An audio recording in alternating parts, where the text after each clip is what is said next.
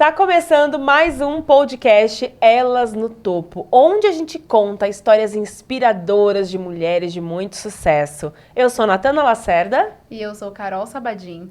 E hoje temos aqui uma convidada especialíssima. Temos aqui a Bianca D'Urso, ela que é palestrante e pastora da igreja DNA. Uma mulher que está à frente aí de um trabalho com mulheres há mais de 15 anos. Seja muito bem-vinda, Bianca. Obrigada, gente. Estou muito feliz, de verdade, de estar aqui com vocês. E eu espero contribuir de alguma forma, que seja mais que um bate-papo esse nosso aqui, que a gente possa produzir algo, produzir frutos para quem está dedicando atenção para nós aí, um pouquinho do seu tempo, que frutos saiam daqui para tua casa, para onde você estiver aí. Ai, que lindo, né?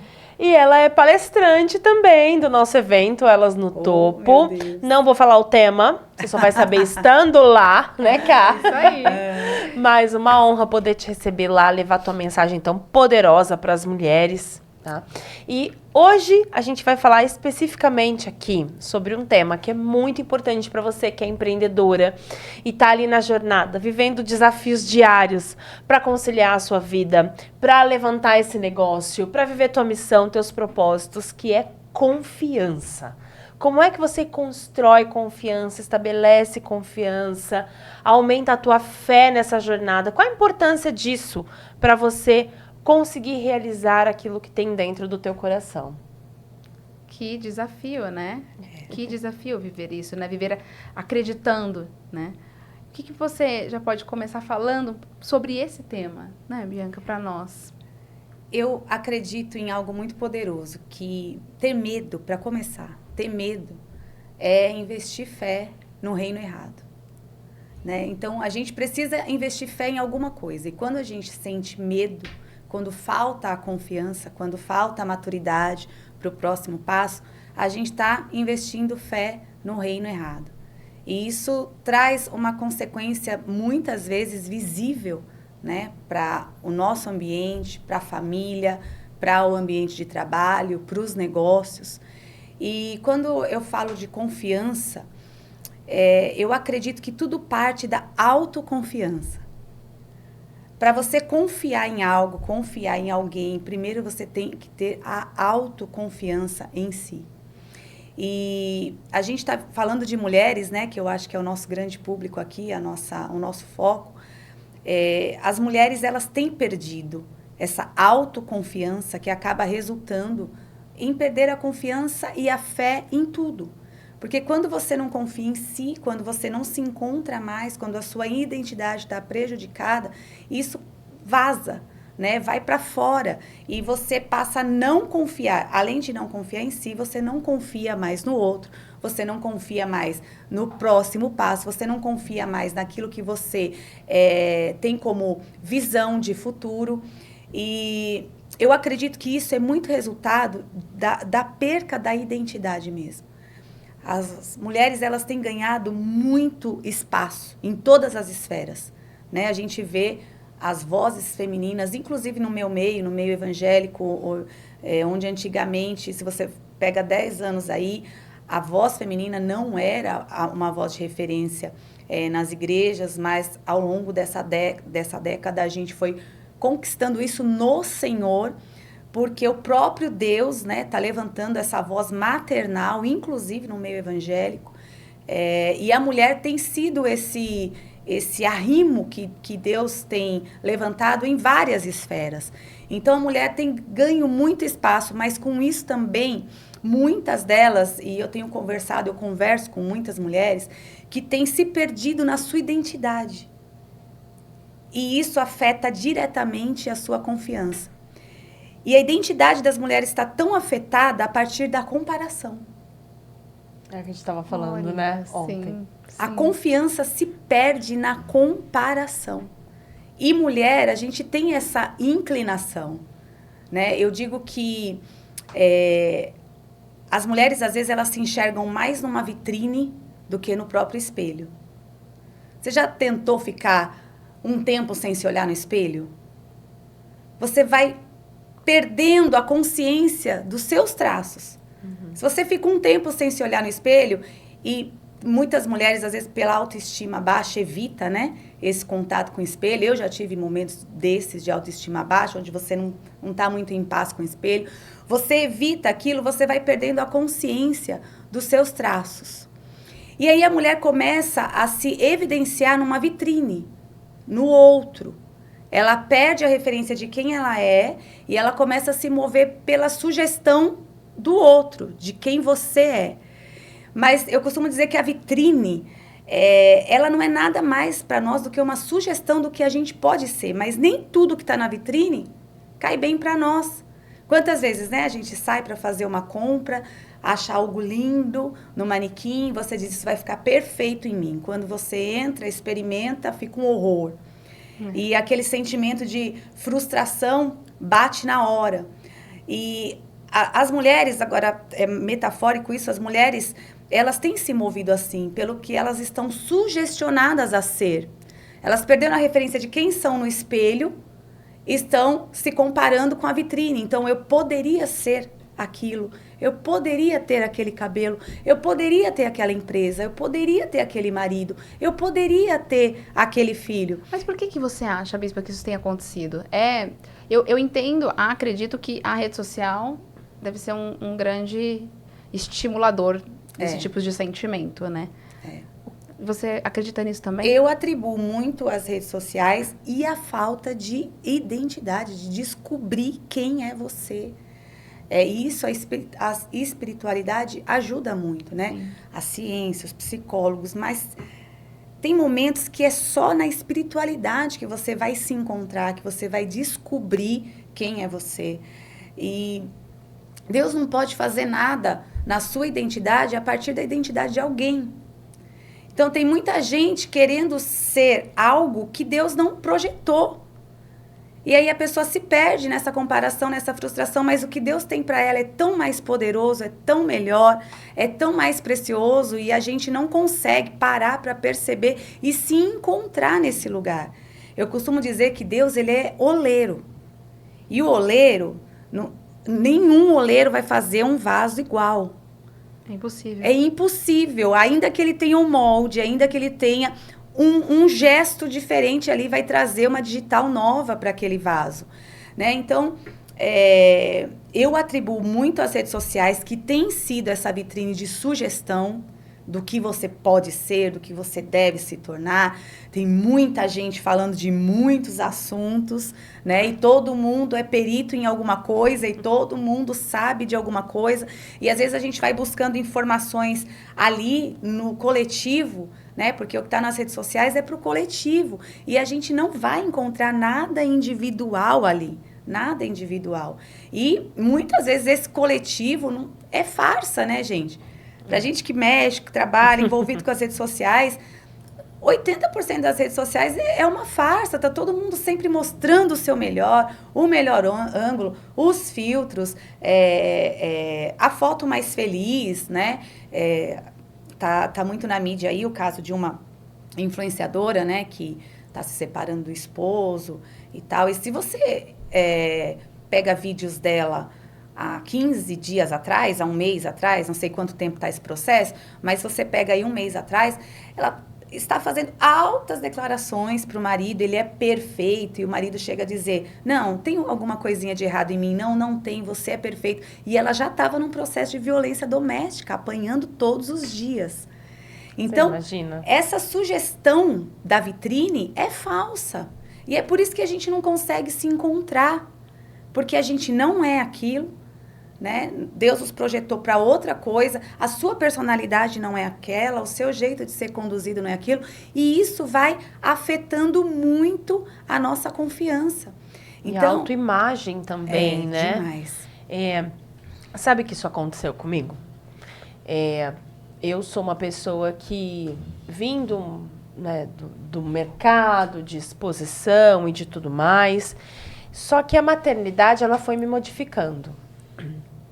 E era uma fase da minha vida, né? Que começou há 7 anos atrás, quando meu primeiro filho nasceu.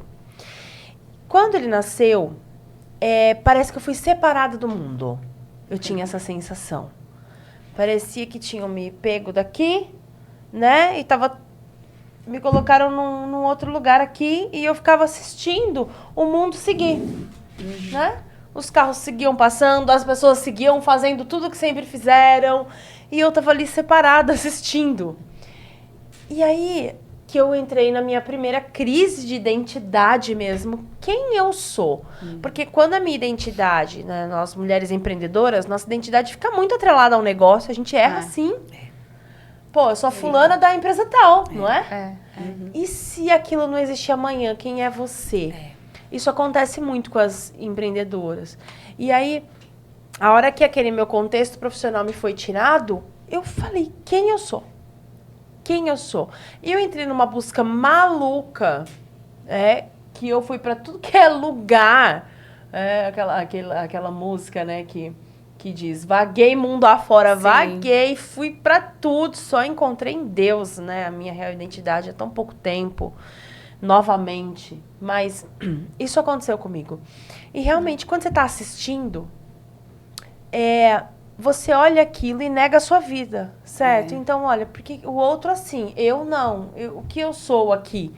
Então, você não consegue entender quem você é na essência. Você fica idealizando também, né? Você fica idealizando e criando uma expectativa. E eu com um bebezinho pequeno, aquela estação da minha vida. Desleais. E aquele momento da minha vida, aquela estação da minha vida, ela pediu uma outra coisa que eu não soube respeitar. São ciclos. As estações... eu trago a Bíblia, gente, porque é o meu mundo, né? Onde eu tenho autoridade para falar. As estações são um modo de Deus nos mostrar como nós somos governados por ciclos, né? Então, a gente precisa aprender a respeitar cada estação. A maturidade chega em alguma estação. Em uma outra, você não vai ter maturidade o suficiente ainda para se posicionar como deveria, mas a gente precisa aprender a respeitar os ciclos. Eu costumo falar para as mulheres que eu converso, porque quando eu vejo essas mulheres perdidas na comparação, nossa, olha, eu lido com mulheres tão especiais, sabe, com estilos de vida tão especiais, e elas não conseguem enxergar o quão abençoadas elas são. E é simples, são coisas simples que você tem que ir trazendo à realidade. Mas olha, deixa eu te mostrar o mundo como está, deixa eu te mostrar o quão abençoada você é, deixa eu te mostrar em que estação você está e quanta gente gostaria de estar nessa estação, vivendo o que você está vivendo. Mas esse ciclo de comparações não para, não acaba. Tem sempre algo novo, tem sempre uma meta nova, tem sempre um nível novo que a gente tem que alcançar e a gente vai se perdendo nisso. Eu costumo dizer para essas mulheres, vocês têm que ter uma consciência de uma coisa. Vocês podem ter menos, vocês podem fazer menos, mas vocês não são menos do que ninguém. Não pelo que você tem, nem pelo que você faz, é pelo que você é. Quando você encontra essa paz de quem você é, você não se abala mais e a sua confiança fica intacta. Porque você consegue desfrutar da vida. Desfrutar da caminhada. Que coisa boa, né? Quando a gente tem essa paz, quando a gente consegue realmente ter esse desfrute, né? Desfrutar do processo, né? Caminhar desfrutando cada fase. Não é fácil, gente. Claro não que é não, fácil. Nunca será. Ainda mais com mulher, né? A mulher tem ansiedade no DNA. A gente quer tudo para ontem. A gente precisa emagrecer 50 quilos em 3 dias. É sempre assim. Mulher é sempre muito intensa em tudo. Mas a gente precisa fazer esse exercício, né? E você entende... pela observação, né? Porque nós também atendemos mulheres. E a gente observa muito, pastora, a gente chama de auto-menosprezo. O quanto essa mulher, a gente está olhando para ela, a gente está vendo, né? Aquela árvore, aquela potência, sabe? Uma mulher incrível, uma mulher que já está realizando, uma mulher com conteúdo interno maravilhoso, uma pessoa boa. Só que essas mulheres, por mais que elas caminhem, por mais que a vida seja a vida dos sonhos de muita gente, simplesmente não conseguem enxergar quem elas são. Eu falo, gente, se tem uma coisa que é obra do mal na vida da mulher, é esse menosprezo. Porque a comparação é sempre para uma auto-humilhação. Nunca ela vai olhar para aquela vida do outro, para o que está acontecendo no mundo e falar, cara, eu tô melhor aqui. Não. se a gente fizesse o exercício da comparação reversa, se a gente buscasse nos comparar com quem ainda está tentando chegar onde nós já estamos, né, isso em qualquer área da vida, nós íamos ter muito mais gratidão. A gente ia descobrir como nós somos abençoadas. E esse auto-menosprezo vem dessa comparação infinita, porque os níveis vão mudando. Então, um dia eu quis chegar onde eu estou, mas não é mais suficiente para mim, porque eu sei que tem algo a mais. Eu acompanho alguém que vive algo que eu ainda não consegui viver. Então, é muito desleal essa busca, porque ela não vai parar nunca. Eu costumo dizer que, assim, a minha história até aqui é a prova viva de que Deus, ele muda planos para alinhar os propósitos. E muitas vezes os lugares de maiores desafios, os lugares de maior frustrações, também se tornam os lugares de encontro com você. Os planos de Deus, para mim, são infinitamente melhores do que os que eu fiz para mim. Mas não coincidiam. Nada do que eu vivo hoje, eu planejei. Eu nunca quis ser pastora. Aliás, eu tinha até uma certa repulsa disso, porque... Conta um pouquinho essa tua história. Eu fui criada na igreja, né? Sou filha de cristãos, tudo, neta. Mas eu vim de uma doutrina bem impositiva, de muita cobrança, né? E quando eu me enxerguei livre ali nos meus 17, 18 anos, eu decidi romper com o sistema, romper com a igreja. Não era mais o estilo de vida que eu queria, não era o que eu acreditava. E eu fiquei um tempo afastada do evangelho, mas eu logo retornei. Mas eu nunca fiz planos de ser pastora, até pela história que eu conhecia um pouco dos bastidores da igreja, e não era algo que eu gostaria de ser, nem casar com um pastor. Imagina, eu tinha outros planos, estudei para outras coisas, né? E Deus foi me transicionando, foi me colocando nesse caminho que eu nem percebi. Eu casei com um homem que já tinha uma unção muito evidente. Ele, com 17 anos, foi ungido já evangelista na igreja que nós nos conhecemos, porque ele sempre teve os dons muito evidentes, né? O dom da palavra, em primeiro lugar, do ensino, o dom da cura, muito, muito presente no ministério dele. E quando eu conheci o Rafael, eu olhava para ele e eu não me achava merecedora de casar com alguém como ele. Então, era o plano que Deus tinha para a minha vida, mas a minha autoimagem, o meu auto-menosprezo, porque a minha história era diferente da dele. Ele é um adolescente que se guardou para o ministério, né? Que se guardou para o Senhor. E eu tive esse período de afastamento. Quando eu retornei, para mim, eu não podia aceitar aquilo de Deus para mim. Não, de jeito nenhum. Deus deve ter algo muito melhor para esse moço. Mas aí nós nos casamos, enfim, estamos há 20 anos casados. E Deus foi nos transicionando, nos tirou de São Paulo, fomos para o interior, para Bragança Paulista, para auxiliar, não como pastores ainda, para auxiliar um casal que estava implantando uma igreja. E Deus foi trilhando esse caminho para mim. Quando eu vi, eu estava em Itu, completamente surpresa com o que eu estava vivendo. Um dia meu marido fazia visitas aqui em Itu. Ele visitava empresas e era comum a visita dele aqui para as metalúrgicas, tudo. E um dia ele chegou em casa e ele abriu a porta e falou: nós vamos para Itu. Fazer o que em Itu? Eu não conheço Itu, eu só tinha vindo aqui criança para visitar o museu. E ele disse: hoje, quando eu desci do carro, coloquei meu pé na terra, Deus falou: eu tenho um chamado para você aqui.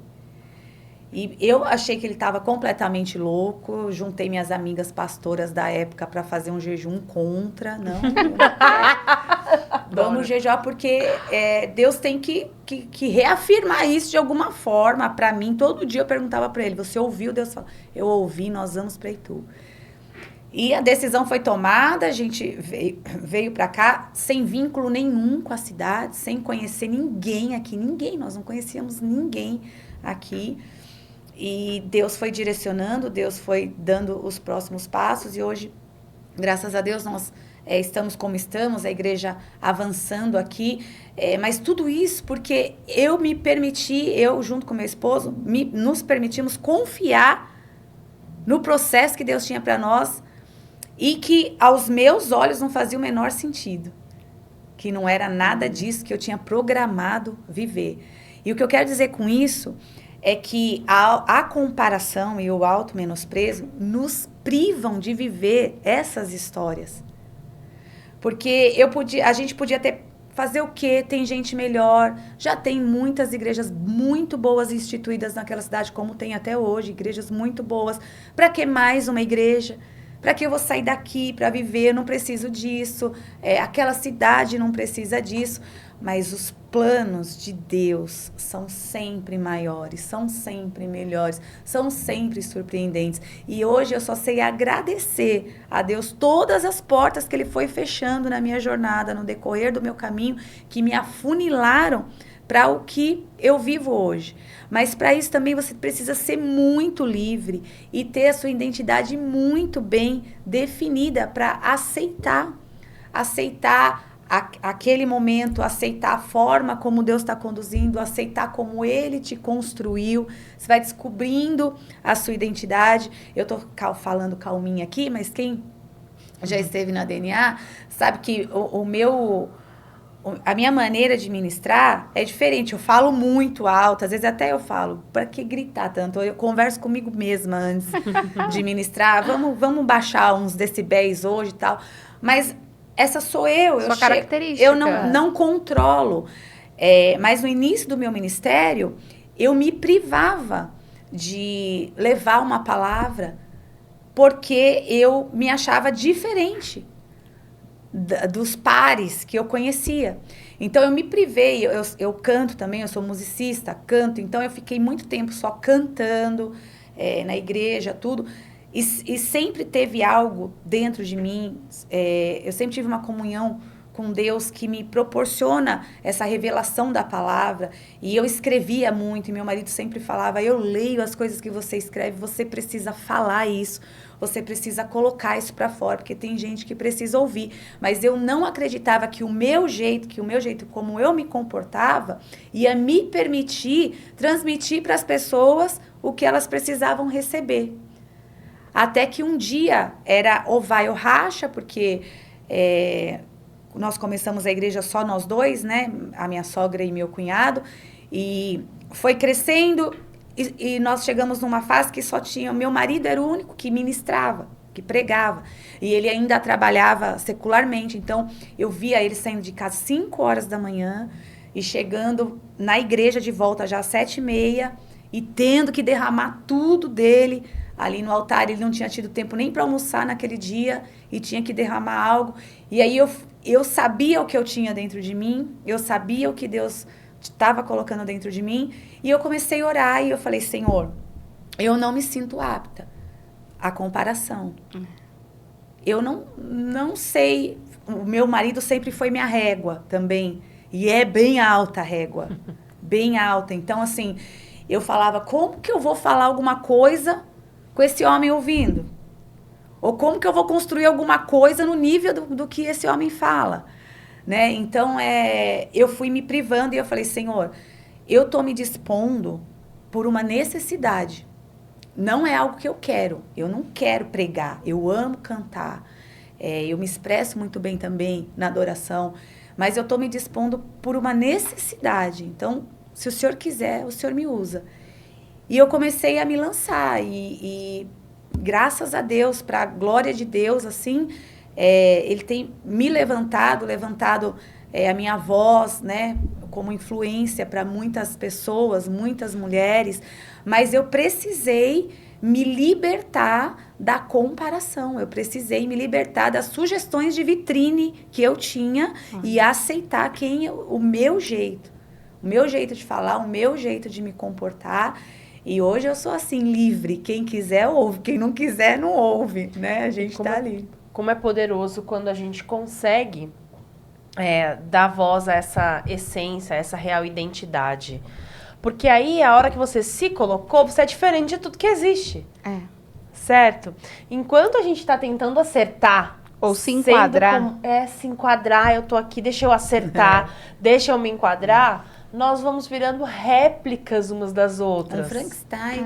Que a gente vai pegando um pouquinho de uma, um pouquinho de outra, e a gente vai se construindo, retalhando quem a gente é. E quando a gente vai ver, a gente virou uma grande coxa de retalhos, que ninguém consegue ter mais foco de nada.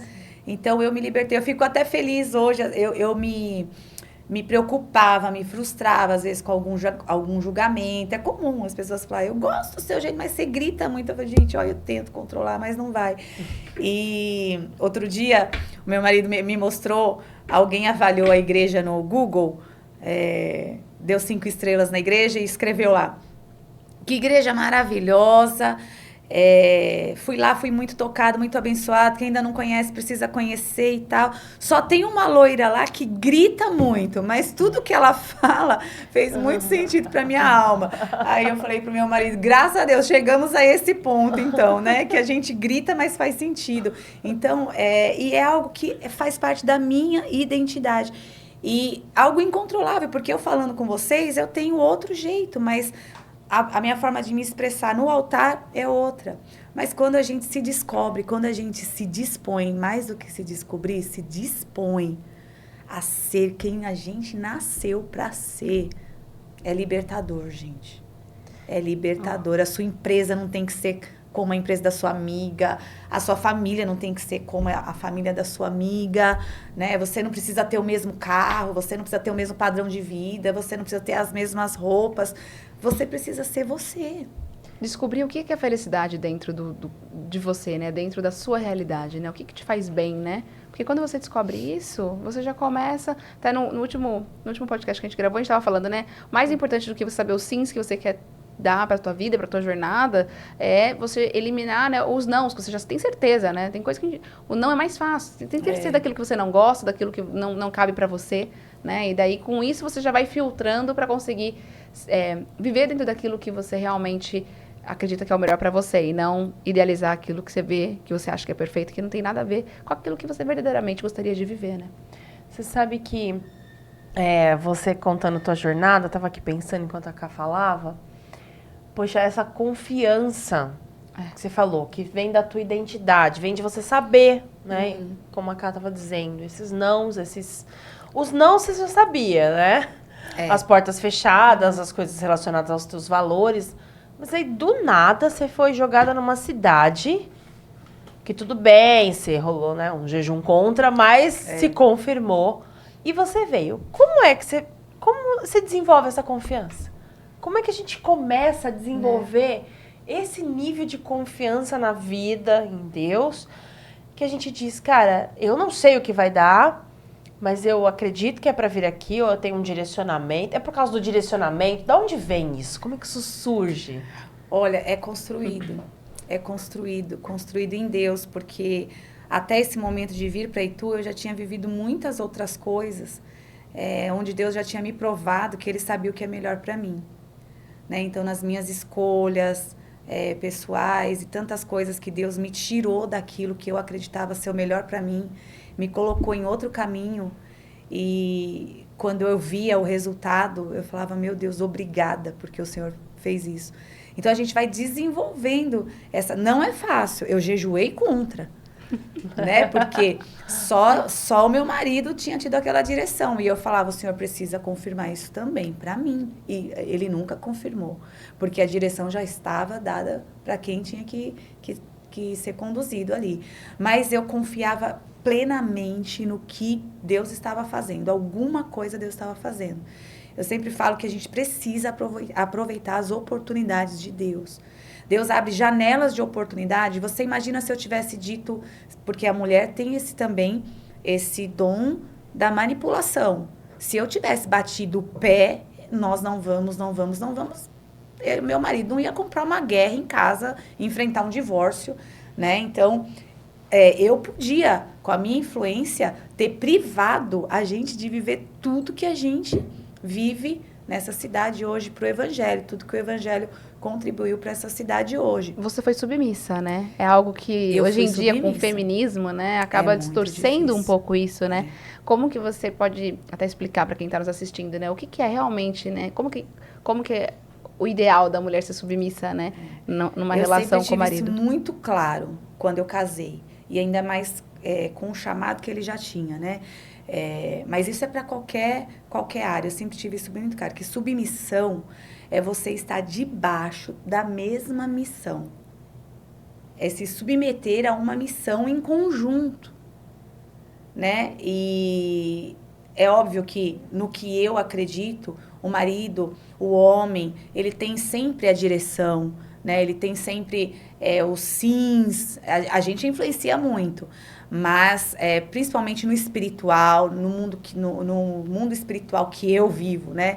Na liderança que foi constituída, a gente acredita muito que, por exemplo, o homem, o pastor, é o anjo da igreja. Então, direcionamento, eu sou muito auxiliadora, sou muito parceira dele, a gente está junto em tudo, as decisões nós tomamos juntos, a gente crê muito no poder da concordância, né? Porque a gente acredita muito que a concordância constrói, a discordância destrói, reino dividido não chega em lugar nenhum, enquanto não tiver um ponto de concordância dentro de casa, cabeças vão se bater e ninguém vai para lugar nenhum.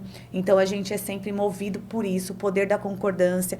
Não, eu não quero ir, eu não concordo. Olha, eu vou te dar um tempo para você orar, para você refletir, e a gente vai precisar fazer isso. Então, muitas vezes eu cedo nessa concordância mesmo, não fazendo sentido para mim. Ele também cede algumas vezes, mas a gente tenta caminhar dentro disso. Então, para mim, submissão é isso.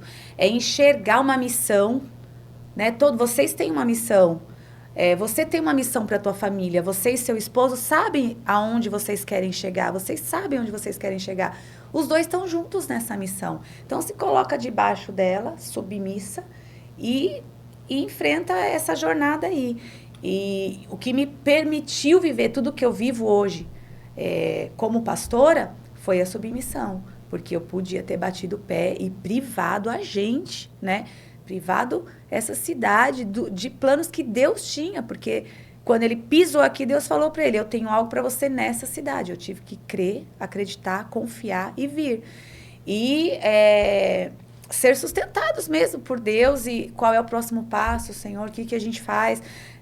Quando a gente vê, a gente não sabia o que fazer, por onde começar. Para você ter uma ideia, a gente se instalou na Cidade Nova. Eu não conhecia nada de Itu. E quase que a gente abre igreja lá. Depois que a gente foi ver que Itu era muito mais... Que loucura. Então, assim, a gente ficou... Até porque a gente entrou numa transição de vender o apartamento que eu tinha para vir para cá. A gente foi parar num camp, gente. Eu tinha um apartamento muito confortável e foi assim, meu marido teve convicção do que ia fazer, então ele colocou o apartamento à venda. Eu vim parar num camping lá na Cidade Nova, fiquei 3 meses nesse camping, que você tinha que acender o chuveiro. Para acender, você tinha que ligar fósforo. Nossa. Era com fósforo o chuveiro, mas era tudo processo de Deus. Tudo processo de Deus. Hoje você enxerga. Hoje eu enxergo. Mas na época não. Como era? Eu enxergava também. Eu me submetia ao processo, mas não feliz. Uhum. Eu não estava feliz ali. Eu falava, sempre tem aqueles questionamentos, né, Senhor? Por que o Senhor me tirou daquela cidade? Por que o Senhor me trouxe para esse lugar? Para fazer o quê? Não podia esperar mais um pouco, esperar meu apartamento vender e eu já vir para... E olha só, se o apartamento tivesse vendido nessa época, nós íamos instituir a igreja lá na Cidade Nova. Eu ia comprar casa lá na Cidade Nova. E não era a geografia que Deus tinha para nós. Então, Deus nos permitiu um tempo aqui para se familiarizar, para conhecer a cidade. Tudo isso foi processo de Deus. Então, hoje eu enxergo cada passo. Não é fácil. Não é fácil se submeter. Mas quem conhece o modus operandi de Deus se sujeita. Porque sabe que por mais que vai estar num deserto agora, sabe que... Uma hora o mar abre. Se sujeita. Uma hora o mar abre.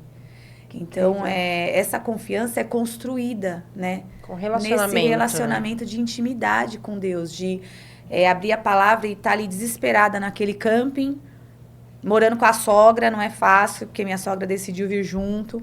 Morando com a sogra, imagina, sair da minha liberdade e tudo.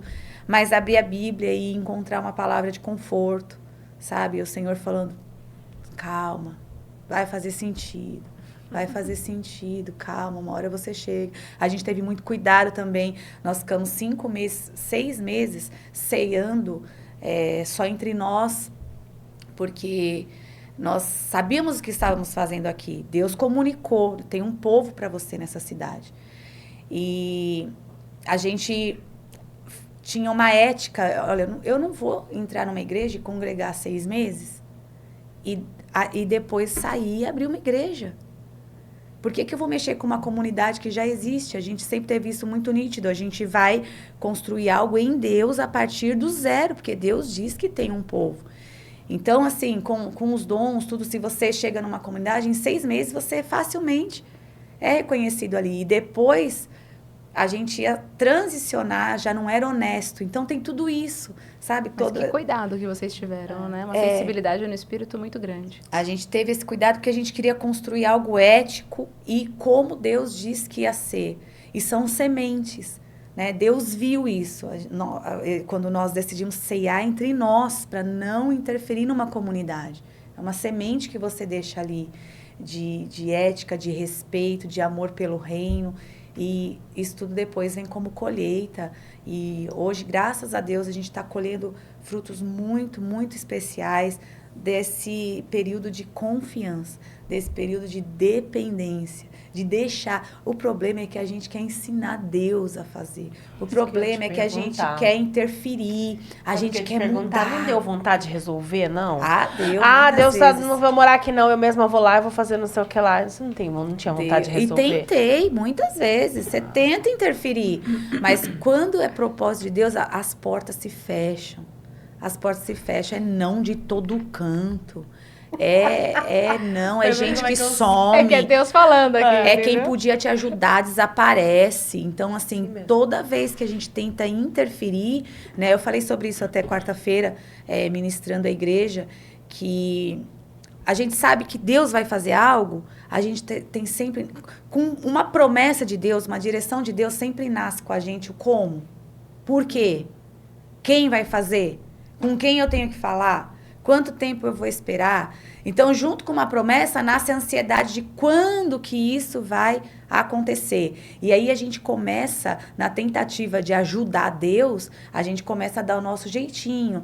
Se eu falar com tal pessoa, acho que acelera esse processo. Deus arranca aquela pessoa da sua vida. Se eu for por esse caminho aqui, eu acho que eu consigo mais rápido. Deus fecha aquela porta. Porque tudo que ele faz é para a glória dele. Tudo que ele conduz é para a glória dele.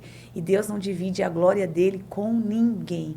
Então, tudo que eu vivi até hoje, eu posso falar com muita clareza. Foi Deus quem deu, foi Deus quem fez, foi Deus quem trouxe, porque eu estava submissa, obediente, confiando num processo. Surtando, claro, a gente surta.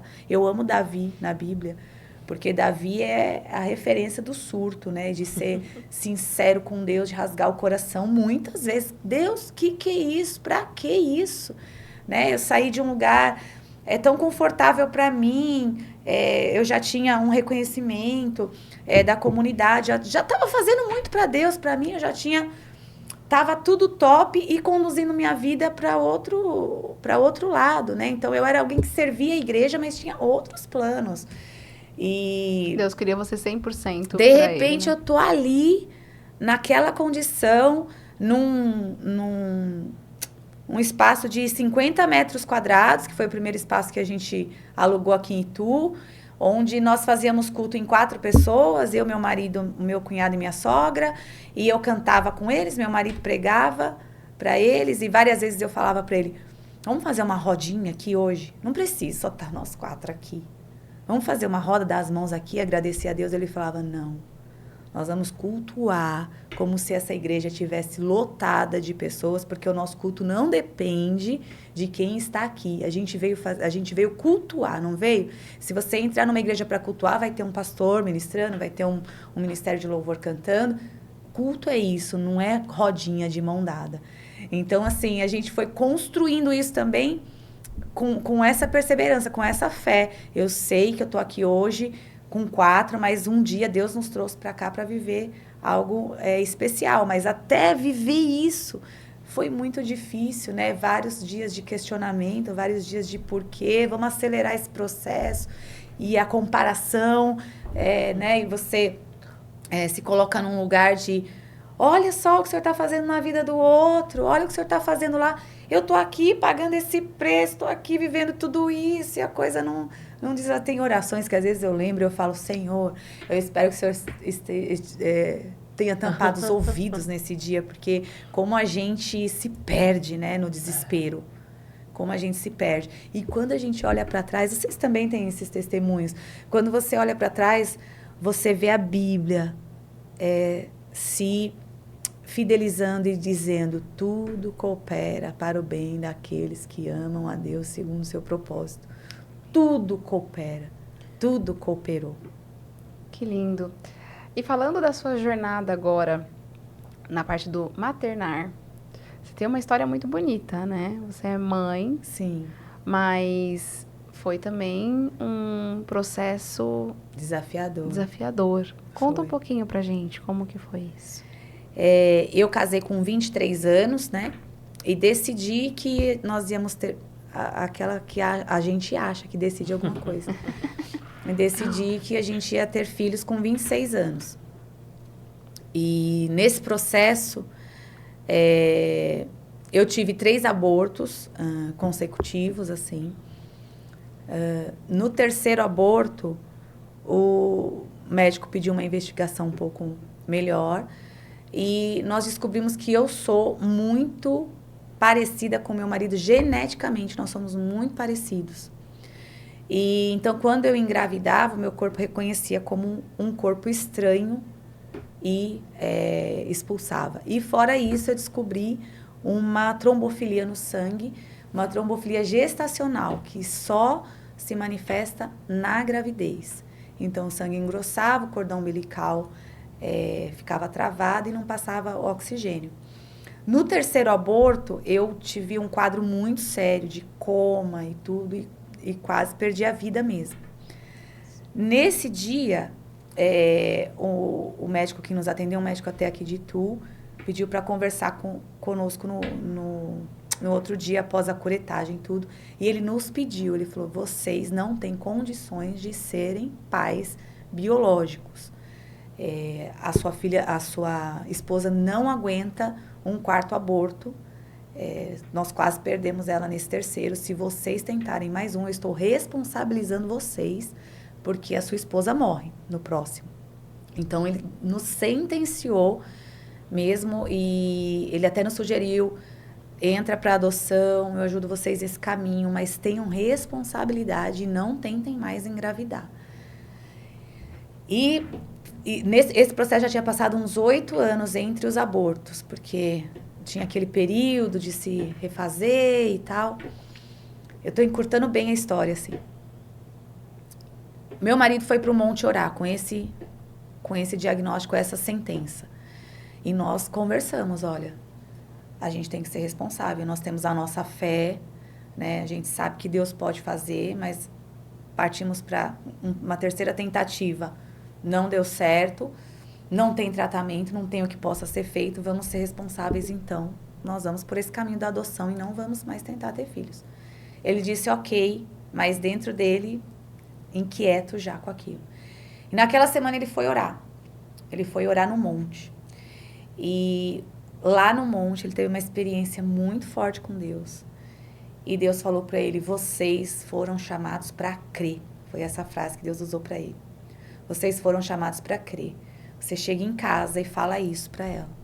Você foi chamada para crer. Eu tenho até o meu primeiro livro, chama-se Chamados para Crer. que vem dessa experiência. E ele chegou me dizendo isso, ele falou, você foi chamada para crer, Deus mandou eu te dizer isso. E a gente precisa tentar mais uma vez. Eu falei, olha, é loucura, você pode imaginar o que pode acontecer, é loucura. Mas se Deus está nos chamando para crer, eu só preciso de um tempo para me restabelecer, orar, buscar uma confirmação de Deus e a gente tenta outra vez, né? E o tempo foi passando, um intervalo de 1 ano, um dia ele saiu para trabalhar, nossa, eu me lembro como se fosse hoje, era umas 6 horas da manhã.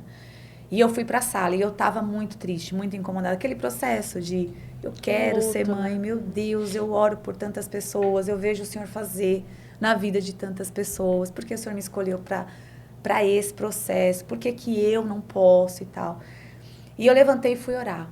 Eu conto isso no livro. Eu sentei no chão da sala, assim, para orar, e eu olhei no relógio, eram 6 horas da manhã, que era o horário que ele saía para trabalhar.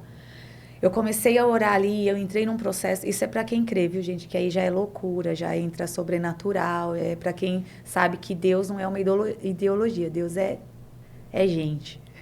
É gente, Deus é real, Ele tá vivo. E eu sentei assim, eu comecei a orar. Eu me perdi dos meus sentidos, eu me paralisei naquela posição ali. Até hoje eu não sei o que aconteceu, mas eu sei que algo muito especial aconteceu naquele dia. Mas eu fiquei paralisada por quase 6 horas, no mesmo lugar. Quando eu retomei a minha consciência, eu olhei no relógio, era 12:00. Eu fiquei das 6 da manhã ao 12:00, na mesma posição, e eu não tenho memória do que aconteceu naquele dia. Mas eu sabia, pela experiência, eu sabia, Deus fez algo aqui. Isso não é normal. Eu fiquei 6 horas aqui sem perceber. Isso não é normal. Deus fez algo aqui. E eu sabia que aquele dia Deus tinha me curado. Porque era sobre isso que eu estava orando. Naquele dia Deus tinha me curado. E quando meu marido chegou, eu contei a experiência para ele, eu falei, eu tô pronta, nós vamos tentar. Ele falou, você tem certeza? Fizemos tudo debaixo de muita oração. E aí o resultado foi que eu engravidei da Laura, que é minha filha. Engravidei da Laura. Eu já estava entrando num processo de menopausa precoce, que eu menopausei muito precoce, com 39 anos. Então, isso eu já tinha 36 anos. E eu já estava entrando nesse processo. Então, eu não percebi que estava grávida, porque o meu fluxo já não era mais o mesmo. Por causa da trombofilia também, muito irregular. E olha só, eu tinha engordado, estava num período que eu tinha engordado, eu fui numa endocrinologista e ela me passou um remédio para emagrecer. Aqueles remédio de receita azul e tal. Nós estávamos na tentativa de engravidar, mas meu fluxo normal, um mês vinha, outro não vinha, segui a vida. Eu peguei a receita e fui na farmácia comprar o remédio. Eu estava no balcão, o Espírito Santo falou para mim, você está grávida. Eu travei e falei para a moça, eu não vou mais levar esse remédio, você me dá um teste de gravidez? Ela ficou me olhando, eu falei, depois eu pego o remédio. Fui para casa, fiz o teste, estava grávida. Deus me livrou de entrar nesse processo de tomar esse remédio abortivo e tal. E aí foi aquele susto, veio a Laura e os primeiros meses foram muito difíceis, porque tinha todo um quadro, todo um histórico. E eu comecei, no 4º mês, comecei a sentir os mesmos sintomas dos abortos anteriores. E eu fiquei muito preocupada com aquilo e tal. Nós procuramos um médico, fizemos um exame e ele falou assim para nós, vocês têm 5% dessa gravidez evoluir. 5%, 95% de chance que não vai evoluir. Então, não se apegue. Ele distanciou o meu ultrassom para eu não criar expectativa, porque ele tinha certeza que no próximo ultrassom a Laura já não ia estar lá. E isso foi mês a mês, gente. Desafio de mês a mês, até o 8º mês, que foi quando a Laura chegou como a nossa promessa, a nossa recompensa. Eu enfrentei batalha espiritual muito forte nesse momento. O diabo falava para mim todo dia. Ele falava para mim, você não vai ser mãe. Você não vai ter essa criança. E eu comprei uma boneca de pano, coloquei num bercinho dela, Com 6 meses eu montei um quarto. Coloquei no bercinho dela. E eu orava todos os dias naquele berço, naquela boneca. E eu falava, Senhor, o Senhor me disse que eu fui chamada para crer. Eu criei, eu confiei no que o Senhor falou. Os médicos dizem que essa gravidez tem 5% de chance. O diabo fala para mim todo dia que essa criança não vai nascer. Mas eu tô aqui dizendo para o Senhor que eu só tiro essa boneca daqui quando a minha filha chegar. Eu só troco essa boneca pela minha filha. E chegou o dia, né, de eu trocar a boneca pela minha filha. Ela tem essa boneca de estimação, porque ela conhece a história da boneca. Então, ela sabe o que aquela boneca significou para mim, conta a história dela. E foi esse o meu grande desafio, assim, para ser mãe. E aí, tive a Laura e foi o presente de Deus na minha vida. E aí, com 39 anos, já menopausei. Então, foi a medida de Deus também para mim, porque biologicamente, realmente, só se Deus quiser mesmo, eu não posso mais ser mãe. Mas a gente já está na fila da adoção também. Estamos aguardando aí, a qualquer momento, chegar um filho do coração para nós, né? Que a gente quer retribuir também todo esse amor que a gente pode dar para a Laura, retribuir também na adoção. E essa foi minha história. Então, eu ministro muito sobre isso também, sobre ter convicção do que Deus te falou, porque Deus nos fala tantas coisas. Deus nos fala tantas coisas, Ele nos dá tanto direcionamento. E quantas oportunidades a gente perde por não confiar, por não acreditar, por não se sujeitar. Porque olha a responsabilidade que eu tinha. O médico disse, numa quarta tentativa, vocês vão ser responsáveis. Ele colocou o terror no meu marido. Ele falou, você vai ser responsável, você vai perder a sua esposa, não vai ter o que fazer. E Deus entra no meio dessa contradição e fala para ele, vocês foram chamados para crer. A gente decidiu ouvir a voz certa. E como que faz para ter essa sensibilidade para ouvir a voz de Deus? É relacionamento. É tudo construído em oração. É relacionamento. Você ouve a voz de um amigo, você ouve a voz de alguém com quem você tem intimidade. É lógico que Deus conduz muitas pessoas que não têm um nível de vida devocional ou de relacionamento com Ele. Deus conduz com essa voz de amor, de segurança, mas tem decisões que, para não confundir a voz da sua alma, né, com a voz de Deus, é relacionamento. É relacionamento, é descobrir a voz de Deus dentro de você, saber discernir quais são as vozes da sua cabeça e aquela voz que você sabe, não, isso aqui só podia vir de Deus, isso aqui o diabo não ia falar para mim, isso aqui não é fruto de um pensamento meu, isso aqui é condução de Deus. E se submeter àquilo, o relacionamento é construído na oração, no dia a dia, né? As pessoas têm um ideal de vida devocional muito inalcançável hoje em dia. Tem gente que fala, mas eu não sou como você, mas você tem essa vida de oração. Gente, vida de oração é simples. A Bíblia diz, orar e vigiar em todo tempo. Não é passar 24 horas de joelho dentro de um quarto. É ter conexão com Deus, é acordar e bom dia Espírito Santo, vamos lá, vamos para o nosso dia, tomar o seu café já pedindo, abençoa o nosso dia, não tem aquela liturgia, né? Ficar uma hora de joelhos, precisa né? parar, ficar uma hora de joelhos ali, não, é relacionamento, é colocar Deus na sua intimidade. Lá em casa a gente tem, é algo que eu ensino para minha filha, fazer de Deus o seu primeiro e o seu último pensamento. Fazer de Jesus o seu primeiro e o seu último pensamento. Isso é relação, é acordar e sinalizar, estamos juntos, Espírito Santo, e dormir, obrigado pelo dia, obrigado pelo que deu certo, obrigado pelo que deu errado, obrigado pelo livramento, obrigado pela porta que o Senhor abriu.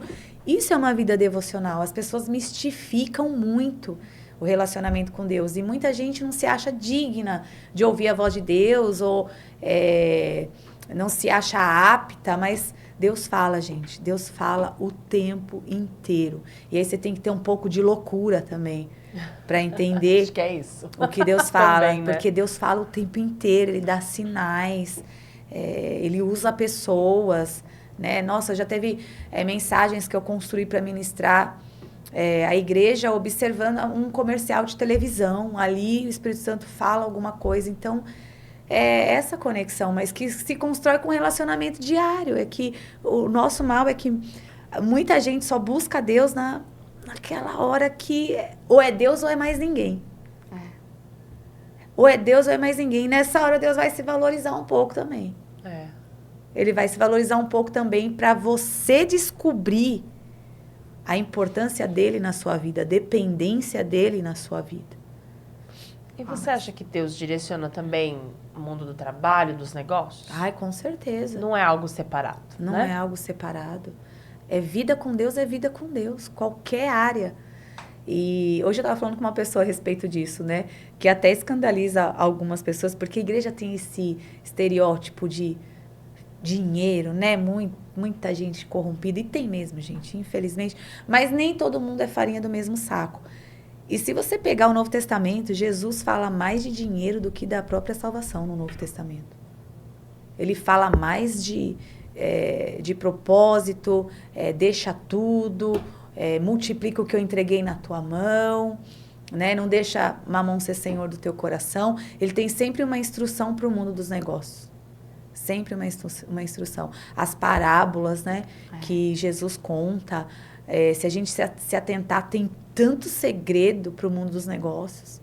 Nas parábolas da multiplicação, como fazer, né? Como detectar. Então, não tem vida separada. Não tem vida separada. E eu conheço grandes empresários que só tomam decisões pautadas na voz de Deus.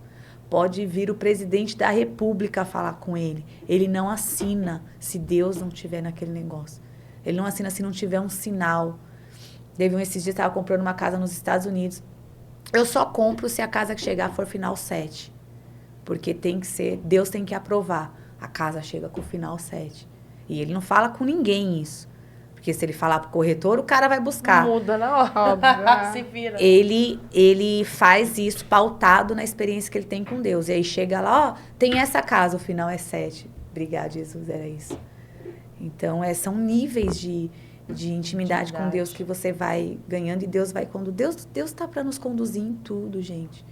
Quando a gente aprende a ser dependente de Deus e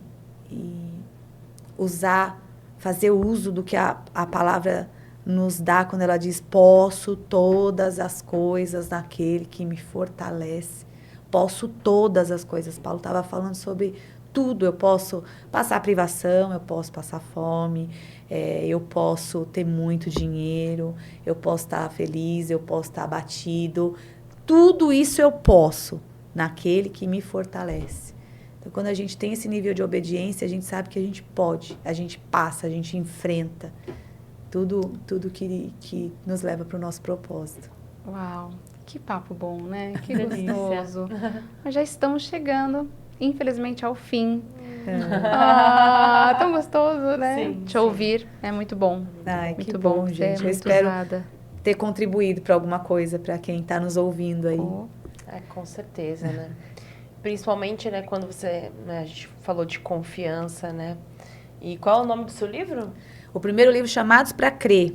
Chamados para Crer. E o segundo livro, o meu segundo livro chama-se Defensoras. É um nome que Deus me deu para o meu Ministério de Mulheres, mas que veio dessa busca por confiança. O Chamados para Crer, eu precisei confiar no que ele me disse e ir até o final do processo.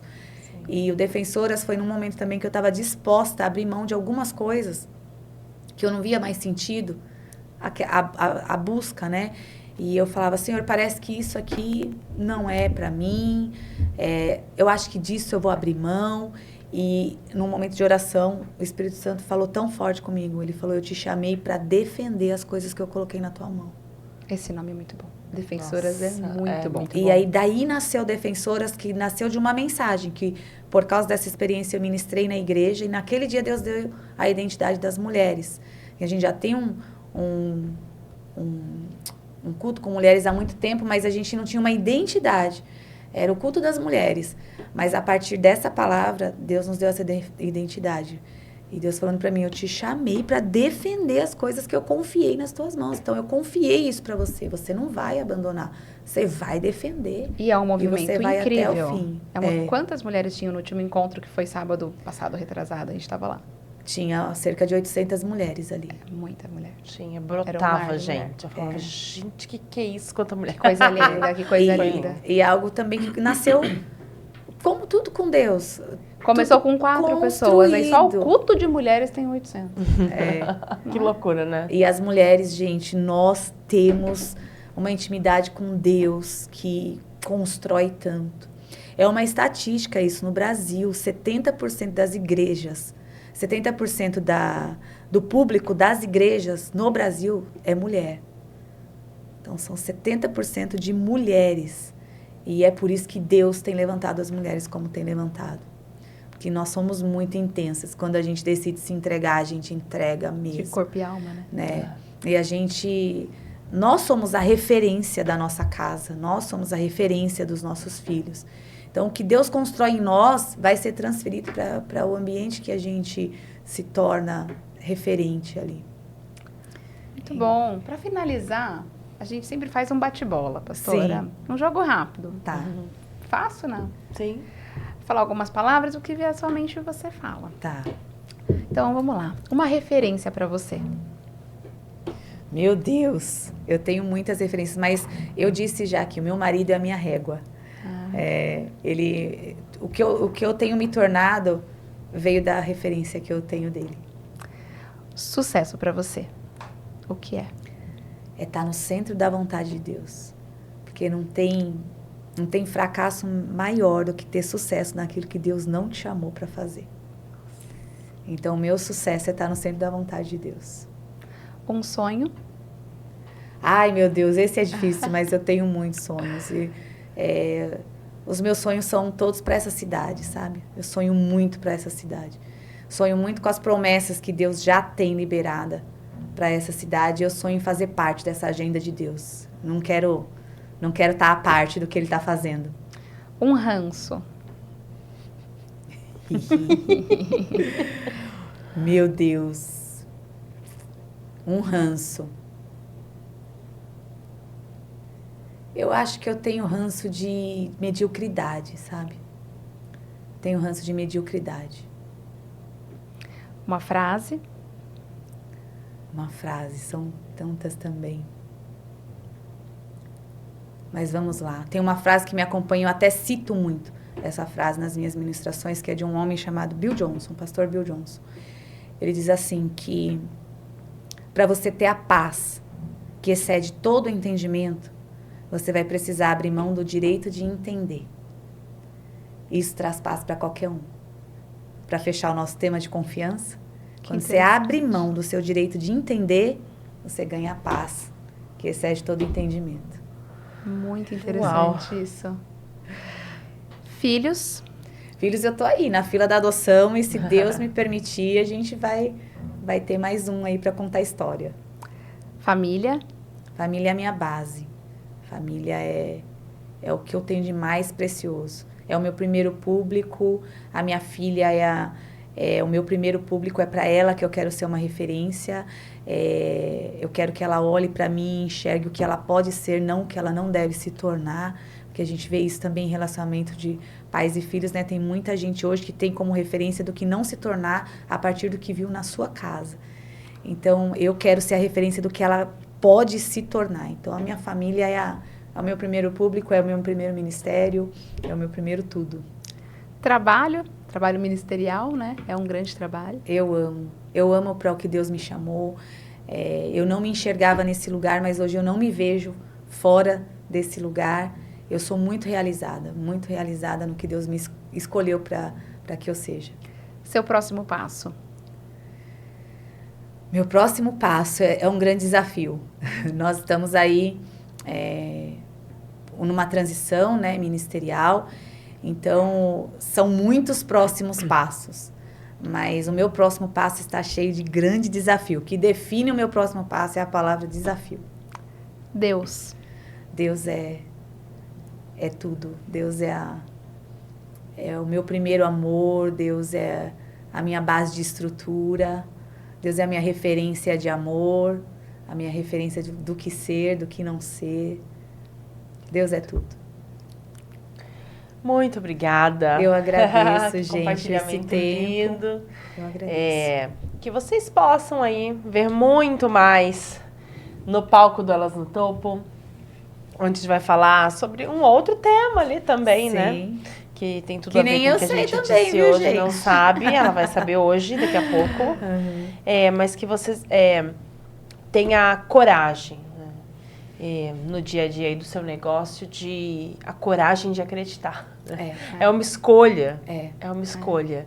Então, que a gente possa desenvolver isso e só agradecer a tua presença aqui, esse compartilhamento tão maravilhoso que nos ensina tanto. Eu agradeço, gente. E é possível viver com mais coragem. É possível. Com certeza. Bom, se você gostou desse podcast, curte, compartilha com quem você sabe que precisa ouvir tanto ensinamento precioso aqui vindo dos céus. E aqui embaixo vai ter a rede social da Pastora Bianca, da Igreja DNA, para você poder também se alimentar com todo o conteúdo que eles têm, que é algo muito, muito incrível. Muito obrigada e nos vemos no próximo podcast do Elas no Topo. Até mais. Deus abençoe.